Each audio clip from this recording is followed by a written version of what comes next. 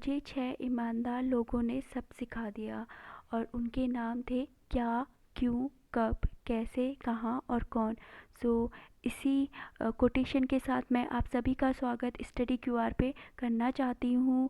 तो हम ओवरव्यू ले लेते हैं कि हम क्या क्या डिस्कस करेंगे। तो सबसे पहले हम जानेंगे कि साइंस टेक क्या है, और सेकंड हम जानेंगे कि इसकी इम्पोर्टेंस क्या है, थर्ड इसका पास्ट में क्या रोल रहा है, फोर्थ चैलेंजेस क्या क्या है, फिफ्थ और सॉल्यूशन क्या क्या है। सो स्टार्ट करते हैं।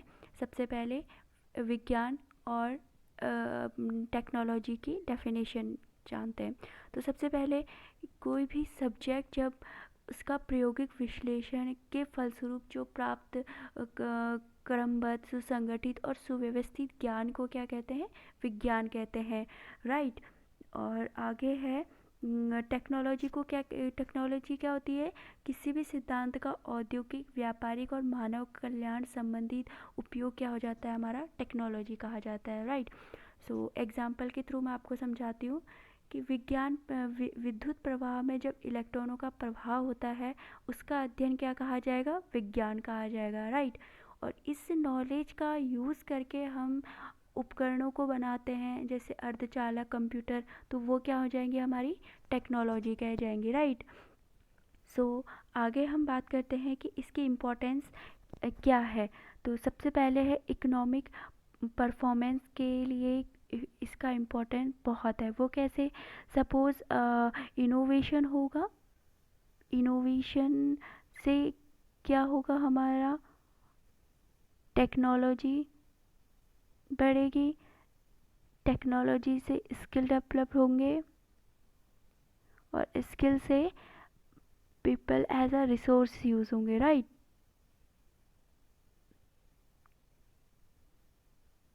इससे क्या होगा कि हम जो पॉपुलेशन को एज अ बर्डन समझते हैं, वो पॉपुलेशन कन्वर्ट हो जाएगी लाइबिलिटी टू एसेट, राइट।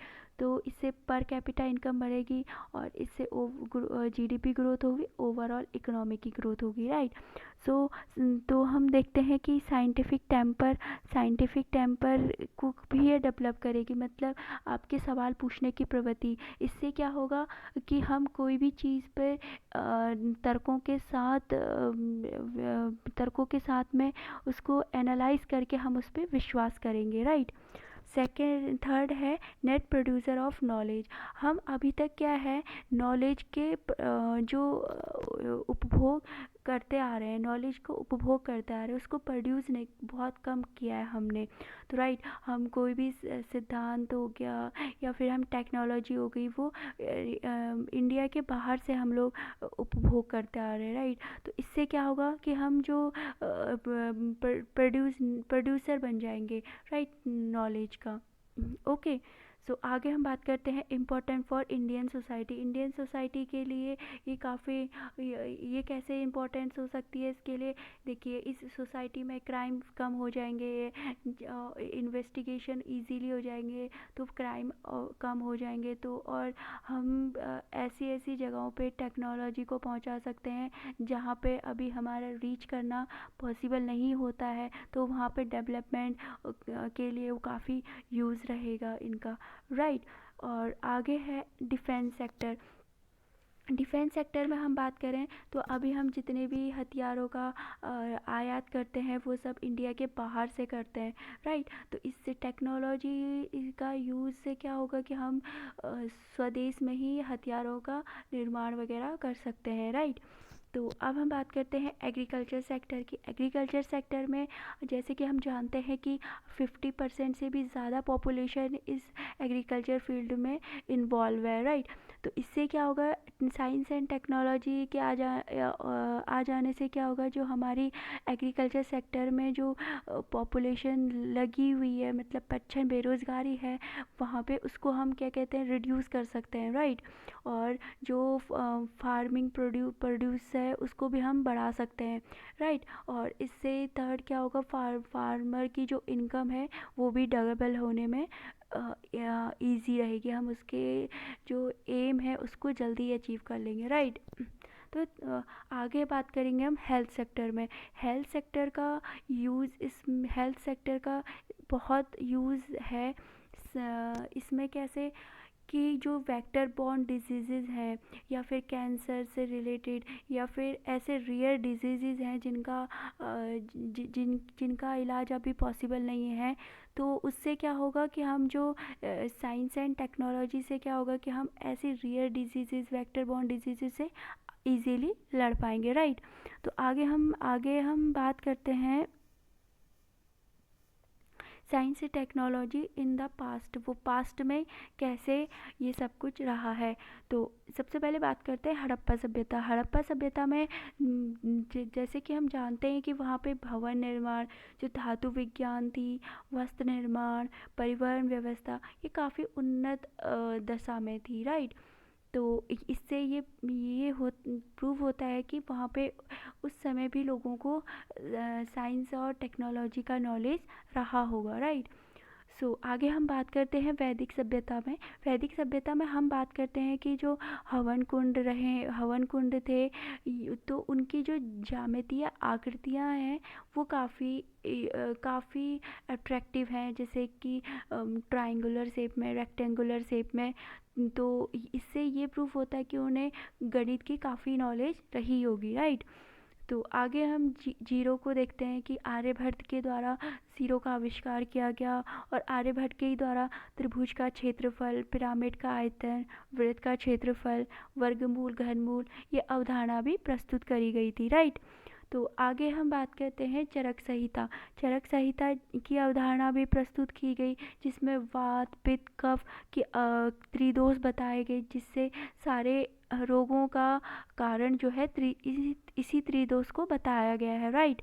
तो आगे हम मध्यकाल की जब बात करते हैं तो ऐतिहासिक स्मारक भी हैं, जैसे ताजमहल, और अच्छी परिवहन तकनीक को देख लें तो हम RGT रोड को देखेंगे। तो ये अपने आप में प्रूव करता है कि उस समय काफ़ी नॉलेज रही होगी लोगों को, राइट। तो अब हम आफ्टर इंडिपेंडेंस देखते हैं। तो यहाँ पे हम लोग CSIR या फिर इसरो की यहाँ पे डेवलप हुआ। इसके बाद ग्रीन रेवोल्यूशन को हम लोग देखते हैं, राइट। तो इससे ओवरऑल इससे ये प्रूफ होता है कि हम साइंस टेक जो है अभी रिसेंटली हमने पढ़ना शुरू नहीं किया, ये हमारे बहुत प्राचीन समय से ही चलता आ रहा है, राइट। आगे हम बात करते हैं कि चैलेंजेस क्या क्या हैं साइंस टेक में। तो सबसे पहले है फंडिंग की प्रॉब्लम।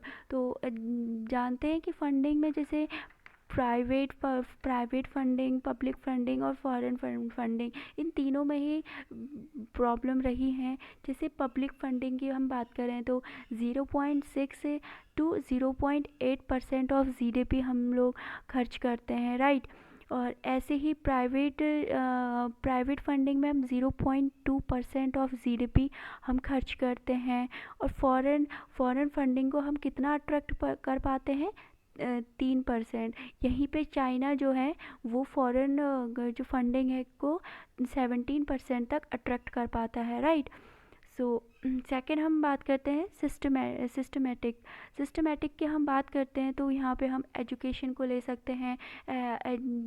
एजुकेशन में हमारी बहुत लूप होल्स हैं, जिसकी वजह से हमारी न्यू एजुकेशन पॉलिसी आई है, राइट। तो यहाँ पे रोट लर्निंग का बहुत इशू है, सिलेबस आउटडेटेड है, ब्रेन ड्रेन का बहुत बड़ा इसका रोल है इसमें, कि हमारा जो अच्छा दिमाग है वो इंडिया के बाहर चला जाता है, राइट।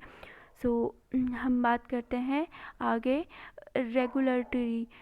यहाँ पे हम बात करते हैं कि जो IPR है, इंटेलेक्चुअल प्रॉपर्टी राइट है, उनको हम सेव नहीं कर पाते हैं। मीन्स कोई इनोवेशन होता है तो हम उसको प्रिवेंट या उसको सुरक्षित नहीं कर पाते हैं, राइट। और यहाँ पे इसी में हम बात करेंगे कि पॉलिटिकल इंटरफेरेंस बहुत ज़्यादा है, राइट। और यहीं पे लाल फीताशाही बहुत ज़्यादा है, जिसकी वजह से इनोवेशन या फिर हम फंडिंग को अट्रैक्ट नहीं कर पाते हैं, राइट। तो यहाँ पे है आगे है quality means in the sense हम ये बात कर सकते हैं कि हमारी जो समाज में या हमारी जो पॉवर्टी बहुत ज़्यादा है, जिसकी वजह से जो पेरेंट्स हैं वो बच्चों को स्कूल नहीं भेज पाते हैं, और जो वो शिक्षा उनको नहीं मिल पाती है। और हेल्थ की यहाँ पे बात करें तो हेल्थ ख़राब हो, मीन्स हेल्थ ख़राब होने की वजह से भी इशू इस तरह से है कि वो साइंस टेक में अपना योगदान नहीं दे पाते हैं, राइट। तो आगे हम बात करते हैं अदर्स रीज़न क्या क्या हो सकते हैं। तो हम सबसे पहले बात करते हैं कि लैब टू लैंड प्रॉब्लम। तो यहाँ पे क्या, इसमें क्या होता है कि सपोज़ CSIR कोई इनोवेशन करता है अपनी अपनी लैब में किसी किसान के लिए, तो वहाँ पे उस किसान तक पहुँचने में काफ़ी टाइम लग जाता है, राइट। तो ये प्रॉब्लम है लैब टू लैंड की, राइट। तो आगे है सोसाइटी के बेस पे हम फेलियर को एक्सेप्ट नहीं कर पाते हैं, राइट। हम जिसकी वजह से क्या होता है कि हम R&D को ज़्यादा प्रमोट नहीं कर पाते हैं, हमें सिक्योर जॉब चाहिए होती है। तो ये बहुत बड़ा चैलेंजेस है, राइट। तो आगे हम बात करते हैं सॉल्यूशन की। सॉल्यूशन क्या क्या है। तो सबसे पहले है हमें कल्चर ऑफ इनोवेशन को डेवलप करना होगा, राइट। हमें यहाँ पे इसके लिए हमें फंडिंग को अट्रैक्ट करना पड़ेगा। टैक्सेशन यहाँ पे जो लॉज हैं उनको सिंप्लीफाई करना होगा, राइट। हमें एकेडमिक लेवल पे भी हमें सुधार करने होंगे, राइट।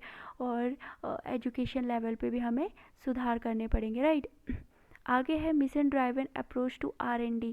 तो यहाँ पे क्या है कि हमें गवर्नमेंट को एक गोल और टाइम फोकस अकाउंटेबिलिटी सब सेट करके एक रोड मैप तैयार करना होगा R&D पे, जिससे कि हम जो रिसर्च है और डेवलपमेंट है उसमें लोगों की जो पार्टिसिपेशन है उसको इंक्रीज़ कर सकें, राइट। आगे हम फ्यूगल इनोवेशन, मीन्स ये जुगाड़ जुगाड़ जो है हमारे इंडिया में हर जगह देखने को मिल ही जाता है। तो हमें इस जुगाड़ जो पद्धति है इसको हमें मेन स्ट्रीम में लेके आना पड़ेगा, ताकि इससे जो और लोगों को भी इसका लाभ मिल सके, राइट। तो अदर्स में हम बात करते हैं कि यहाँ पे हमें रिसर्च सेंटर्स या फिर हमें इसी के अकॉर्डिंग हमें अपने सिलेबस को अप टू डेट करना होगा, राइट। सो इसी के साथ में लेक्चर समाप्त होता है। Thank you so much.